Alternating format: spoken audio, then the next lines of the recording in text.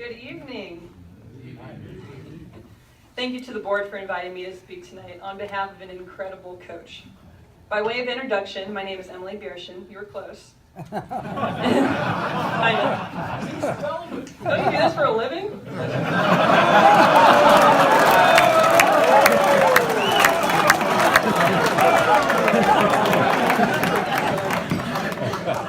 So my name is Emily Biershin, and I'm First female member. Yeah, I took out my ladies and gentlemen because there's 3 ladies in the room, so I just made it all encompassing. Yeah. So my name's Emily Biershin, and I'm currently a medical student. But years ago, I had the enormous privilege of playing for Mr. Jim Brooks on the Chaminade Julienne Eagles tennis team. When we think back on coaches who impacted our lives, we can all think of a great coach. But the reason we're here tonight is because Mr. Brooks is on a level of his own. Mr. Brooks, or as his players fondly call him, Geronimo, Chief Brooksy, Moondog, those were the gentlemen's teams I played, has mastered the art of winning, and most importantly, he always does it with the highest level of class and integrity. Since he began coaching CJ in 1998, he has recorded 478 wins. In a state loaded with talent among both players and coaches, Mr. Brooks has coached 5 different teams to the state Final Four. On top of this, he has coached 2 boys and 12 girls to the individual state tournament, which is a marvelous feat in Ohio tennis. It is imperative to mention that his wins are never boring. He has a statewide reputation as a heartbreaker for pulling out dramatic wins in historic fashion. There is no doubt that Mr. Brooks is so wildly successful as a coach because of his one-of-a-kind personality. He inspires his players to give their best, not only for themselves, but for their team and for the community and school they represent. Mr. Brooks also has an extraordinary ability to bring people together. He created the practice of state send-offs for all sports, where all students and faculty lined the hallways, and the band led the state qualifying team through the school as students and faculty cheered them on. He lined up buses to transport CJ students to our matches to support the team. Tennis, of course, doesn't have as many fans as basketball and football, so this is a big deal for us. Our practices consistently had celebrity guests, which included many alumni players and older players from the area to practice with and seek guidance from. He thrived on connecting the past and the present, not only in an effort to improve our practices, but more importantly, to involve the tennis community in our program. If you walk the halls at CJ and ask any passing student to point you in the direction of the person in charge, they very well may point you towards Mr. Brooks's English classroom on the first floor. Through his incredible influence and eternal devotion to the school and sport, he transformed a previously insignificant tennis program at best into a perennial state powerhouse. This change initiated a major shift of tennis power from the large suburban school districts to the small but proud Catholic school in downtown Dayton. It was under his watch that CJ constructed its beautiful urban tennis facility. He has done a tremendous amount for the CJ community, and we really appreciate him. Anyone who's ever played for Mr. Brooks knows that his distinguishing phrase is, "It's a great day for tennis." And he wouldn't just say this when it was a great day for tennis. He would say when it was 75 and sunny or 45 and overcast, kind of all conditions. And on the way to the 2005 state tournament, which was his first as a team, the van Mr. Brooks was driving blew a tire. And we players were all waiting at the club as he walked through the doors. And as his figure emerged from the dark abyss of the storm, drenched in rain, completely drenched, with his tennis gear under his arms, but he had a typical big smile as he exclaimed, "It's still a great day for tennis." I think much of the impact he has made on his students is due to this perpetual enthusiasm. He has always had complete faith that we would pull out a win, so much so that we believed it even when the odds were stacked heavily against us, and they sure were, because we played a lot of really good teams from up north. Former CJ football coach Jim Place, a good friend of Mr. Brooks, in a speech about him termed him a man's man, and I couldn't have said it any better myself. He's a guy you want to spend time around. With no doubt, it has been his incredible life experiences and profound faith in God, including time in his younger years training to be a priest before he met his wife. That's the reason he approaches tennis, students, and life always with patience, always with kindness, no matter the circumstance. His confidence allows students to uniquely express themselves while still representing the school and always in style. This is one of his many gifts that has extended far beyond the tennis court, as thousands and thousands of students would surely cite him as one of their greatest life influences. In addition, his love and devotion to his wife, Peg, and their lovely daughters is a goal for anyone pursuing the secret to lifelong happiness. I'll close tonight with a newspaper quote from the very beginning. Before the state appearances, before his accomplishments among the state tennis community were renowned. On September 4th, 2004, CJ upset Centerville and became the first area team to defeat them in 15 years. The Dayton Daily News wrote an article that weekend and referred to the win as a shocking dethroning of the area's #1 team. And they quoted, "So if Mr. Brooks and his girls are still celebrating, it's no wonder." Mr. Brooks, you seized that moment and you never looked back. Your girls have celebrated with you every single day since then by living life to the fullest. It is our distinct honor to celebrate with you tonight among the best sportsmen and women in the area. So, ladies, the few of us that there are, and gentlemen, it is my great honor to introduce the one and only Mr. Jim Brooks. And I would say that in this great group of Very nice. Men who run this organization, I want to say thank you, and especially to the Musachuk brothers, Ron and Bob, because they were certainly instrumental in getting my name into the mix. There are many people who've been coaching a lot longer than I have, and more deserving of this honor, but in the spirit of goodwill, I will certainly accept it on sort of their behalf. And to be mentioned in the same breath with Mike Kelly and Don Donoher is just unbelievable. It's really cool, as we used to say.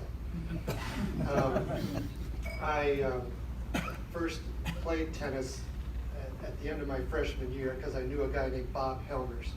If you know anything about local tennis, you've heard that name. He was a dominant force. But he got me interested in the game when I was searching for a high school sport to play. And I barely made second doubles on the varsity team as a sophomore. And I have played a lot of tennis since. I mean, during those years, we developed a pretty good team over there at Alter. We didn't even have our own home courts. We practiced on the Whalen's backyard court. 6 of us. You know, Bob would usually be practicing with UD players, and we did our best to play on our own.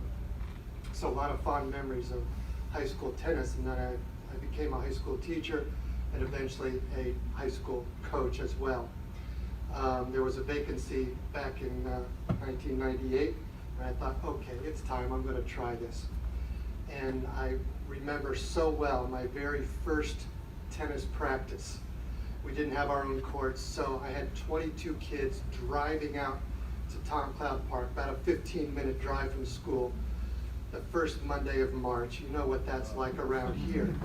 We're talking 40 degrees, we're talking windy, we're talking overcast, we're talking miserable. But I thought, once we're out there, we'll be just fine. There are 12 courts at Tom Cloud Park.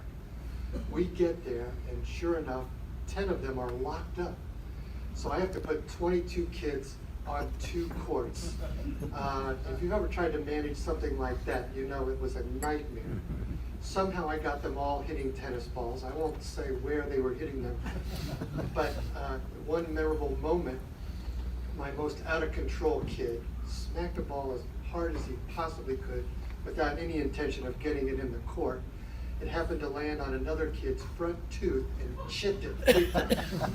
That night, I get a call from the mother saying, "I'm sorry, this sport of tennis is a little bit too rough. I'm afraid I'm going to have to withdraw my son from the program."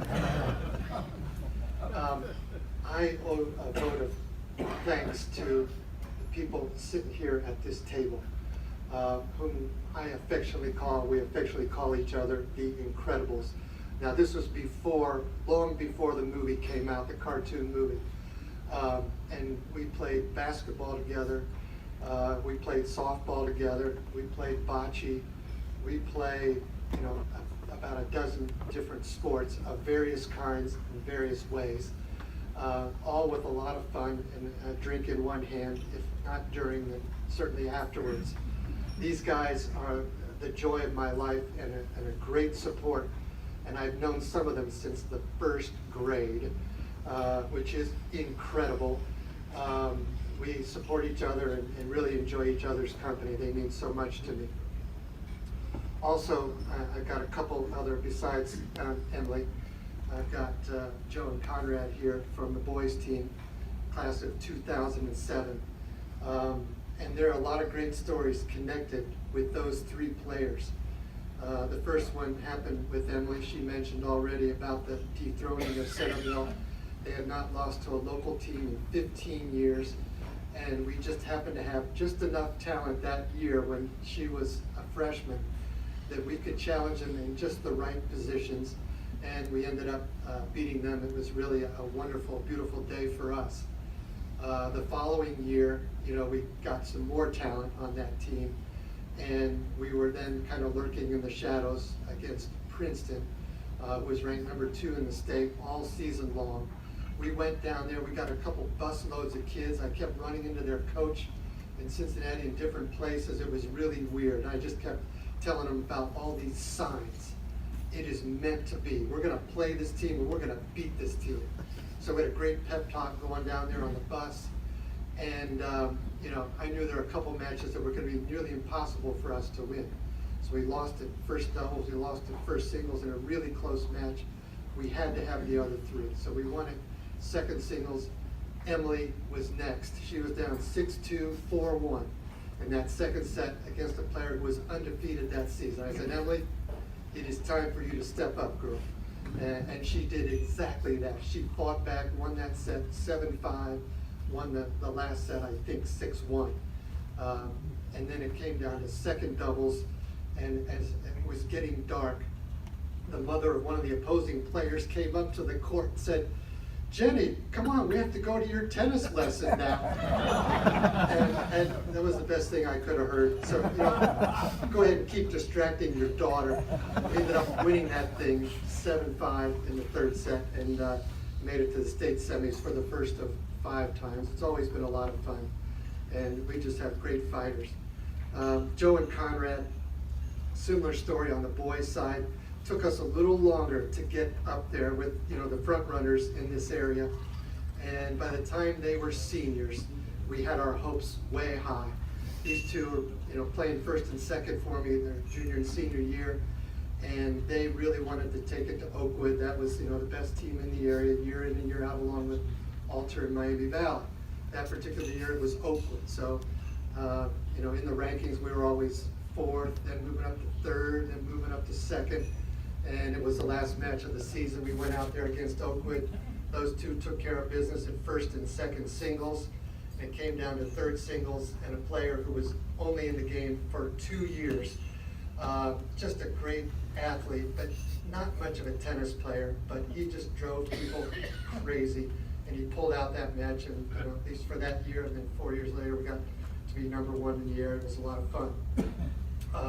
Those guys too, I've never coached anybody who loves the game of tennis more than these two. When the ATP was going down in Cincinnati, they would be there every second for a whole week, get all the autographs of all the great players, breathe the same air they breathe, and I tell you, they hounded those guys and always had a fantastic time. So, there's a lot to be thankful for after 20 years of coaching and 38 seasons of coaching. I am giving up high school English teaching as of this week, but I do plan to keep coaching for a while, see how it goes. All I can say is that it's been a joy and a privilege, and I want to thank this group for having me and all of us here tonight.